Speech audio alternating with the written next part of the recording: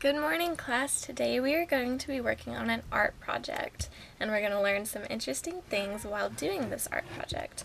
And we're going to melt crayons onto a canvas to make this beautiful art. And we will need certain materials for this. First, we will need our blank canvas to do it on.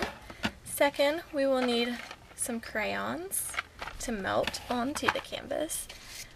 Thirdly, we will need a paper plate or newspaper to keep our mess from being too out of hand. And then we will need our glue to glue the crayons onto the canvas.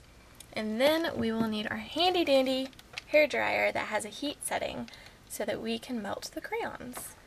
Alright, and we need to talk about what lessons are going to be incorporated. And first I want to explain how we're going to do this. And we are going to use this blank canvas, and we're going to take these crayons and we're going to choose whatever colors we want to use, and I just chose different colors because I thought it was pretty. And how are we going to figure out how many crayons we need to go across the top? And they're going to be just like mine are. So what we're going to do is we're going to measure with our ruler the size of the width. This is the width of the crayon from here to there, not very much, and then the length is how tall it is. So we're going to measure the width of the crayon, it's not going to be very much, and then we are going to measure the width of the canvas to determine how many crayons we're going to need on the canvas. And you all are going to do your math to figure that out. And then we are going to take our Elmer's glue, glue the crayon. I'm not actually going to do it, but we're going to glue the crayon on there and we're going to let it dry. And then after it dries, we are going to take our hair dryer, and I'll just use mine to demonstrate. And what I did is I held the plate under it like this, and then I put it on its setting. I'm not going to do it because then you won't be able to hear me. But then I just kind of did like this until they melted and tilted it down, and then it just drips down. And we want to know why it drips down. Why do these crayons melt? I mean, are the crayons a solid?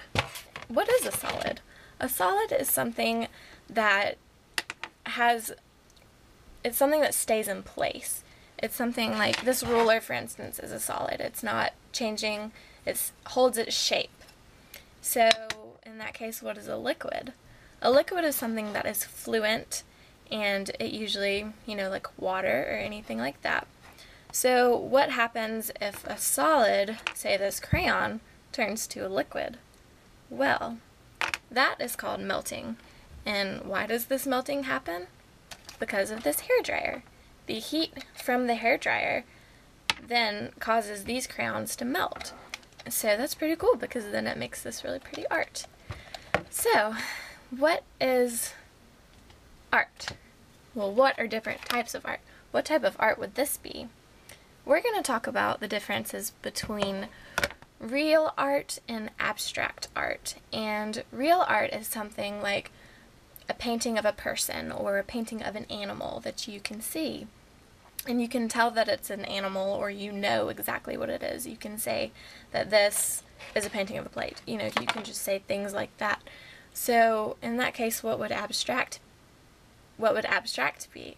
Abstract would be something that you wouldn't really know exactly what the subject of the painting or picture would be. So there's really no subject in this art, so this art would be abstract. And we're going to look at a few examples out of a book that I have. And this example is a painting. I don't know how well it's going to show up. And I want you guys to try to think about which one this might be, if it was going to be real art or if it's going to be abstract. And keep in mind that real is a person, or you can tell what the subject of the painting is, and abstract is a little bit different and harder to understand. And so you probably are all thinking that this is real art, and that is true. So this is an example of real art. And then we've got another example right here, and y'all can decide which one this might be. You can tell that there are these pictures, they look like shapes of women, but you can't really tell if it is a woman or, you know, what the subject might be.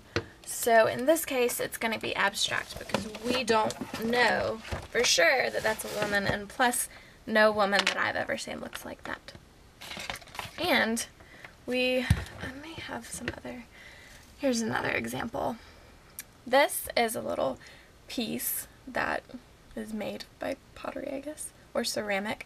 And this is probably going to be, you guys might know, is it real or is it abstract? And you probably are all saying that it is real because it is a little girl, and you can tell exactly what she's doing and who she is and that kind of thing. So that is pretty cool. I don't have any other examples for abstract other than our painting, which is fun. So after we've done all that, we know how it works, and we know that this is going to be our final product. I hope you all enjoyed this lesson as much as I did. I really had a good time doing it, and I hope you do all as well. I want to say one last thing, and that is to always remember that life can be messy at first, but the final product is always beautiful.